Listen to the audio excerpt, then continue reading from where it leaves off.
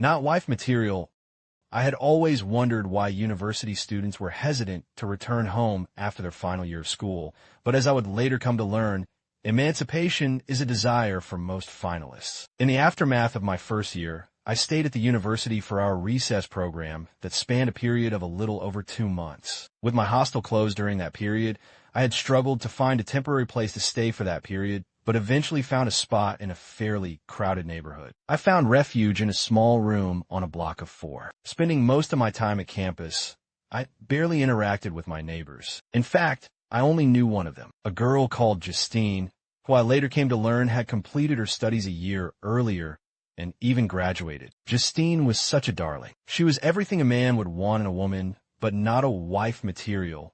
A segment of society deemed her in a neighborhood conversation I once eavesdropped on. She was more than beautiful, brown-skinned, average Ugandan height, and had nice hips. Her waist was simply the perfect size. She always seemed to know what to wear and when. More than once, I gazed at her roaming the place. She'd had my full attention from the first moment I set my sights on her. There was a hidden angelic beauty in her small white eyes and her captivating smile. She was the kind of girl you would go out with, and all your buddies would be eager to lean over and whisper something in your ear just to praise her tantalizing looks. It's even to be expected that some would ask you whether she has a sister just like her, one that's as gorgeous as she is. I would be lying if I said that I've seen any of her sisters, but I knew she had a chocolate-skinned friend, more like a cousin that I'd seen her with. The cousin was equally hot, although not enough to burn my eyes for her attention. She was an outgoing person, so outgoing that it made her less desirable. Observantly,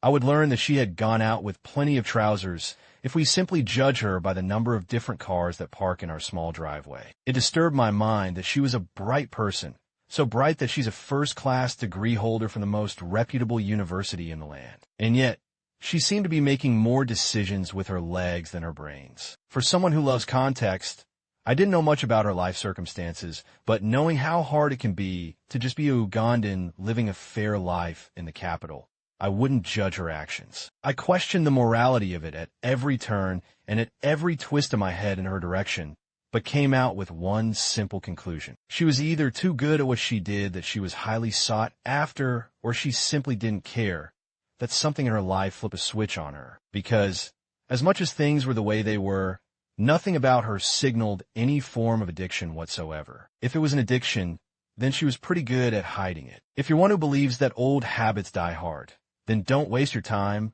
money, energy, and emotions. Depending on the circumstances, I'm one of those believers. But even with that said, my intuition was telling me that something about this one could change. That when and if the right person came around, one willing to sacrifice the time and wait, one with a distinctive patience to understand her circumstances and her ways, then you could take a bet on her and hope for the best. For a person that woke up early in the hens, every day of the week and slogged, she didn't come off as some sort of brat or lost cause. And it's that work ethic that often gave me hope and faith that all was not lost despite her hustle.